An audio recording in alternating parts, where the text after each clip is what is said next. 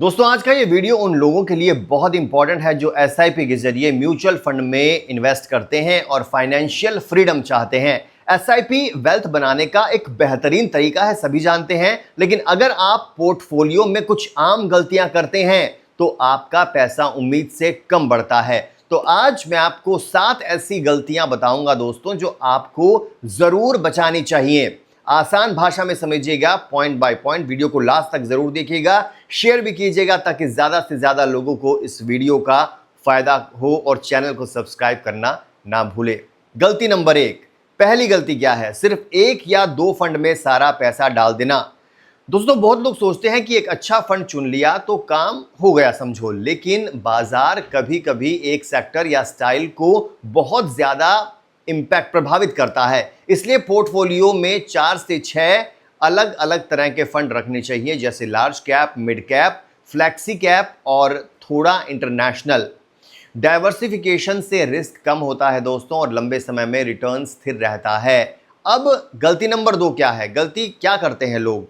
बाजार गिरने पर एसआईपी रोक देते हैं। जब बाजार 20 से 30% गिरता है तो लोग डर जाते हैं और एसआईपी बंद कर देते हैं। यह सबसे बड़ी गलती होती है दोस्तों। बाजार गिरने पर आपको सस्ता मिलता है। अगर आप एसआईपी जारी रखते हो तो औसत लागत कम हो जाती है। फाइनेंशियल फ्रीडम के लिए बाजार के उतार चढ़ाव से नहीं डरना चाहिए, लंबे समय के बारे में सोचना चाहिए। गलती नंबर 3 क्या है जो लोग अक्सर करते हैं? तीसरी बड़ी गलती, हर साल फंड बदलते रहना।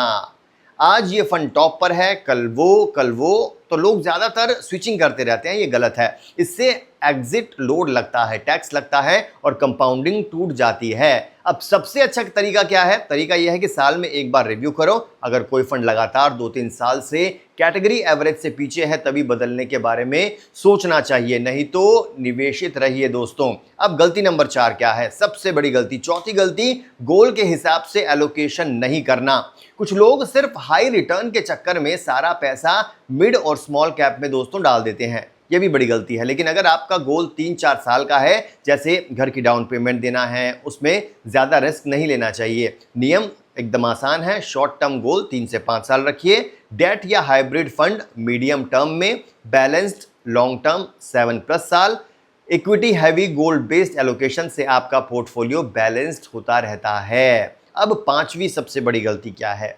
5वीं गलती, एक्सपेंस रेशियो और टैक्स को नजरअंदाज करना। यह नहीं करना चाहिए दोस्तों। रिटर्न के साथ साथ लागत भी मायने रखती है। अगर 2 फंड एक ही कैटेगरी के हैं और एक का एक्सपेंस रेशियो 1.5% है, दूसरे का 0.5%, तो लंबे समय में फर्क बहुत बड़ा हो जाता है। डायरेक्ट प्लान चुनिए और इक्विटी फंड में 1 साल से पहले निकालने पर short term capital gain tax लगता है, इसलिए बिना जरूरत के रिडेम्पशन मत कीजिएगा। छठी गलती क्या है? छठी गलती जो है वो है इमरजेंसी फंड नहीं बनाना। ये बहुत बड़ी गलती है। बहुत से लोग पूरा पैसा एसआईपी में डाल देते हैं, जब इमरजेंसी आती है तो मजबूरी में म्यूचुअल फंड तोड़ना पड़ता है उनको, नुकसान पर नुकसान। हमेशा 6 से 12 महीने का इमरजेंसी फंड जो है वो लिक्विड रूप में आपको रखना चाहिए, सेविंग्स लिक्विड फंड या एफडी। अब उसके बाद ही एसआईपी शुरू करो, इससे आप बिना दबाव के निवेश कर सकते हैं दोस्तों।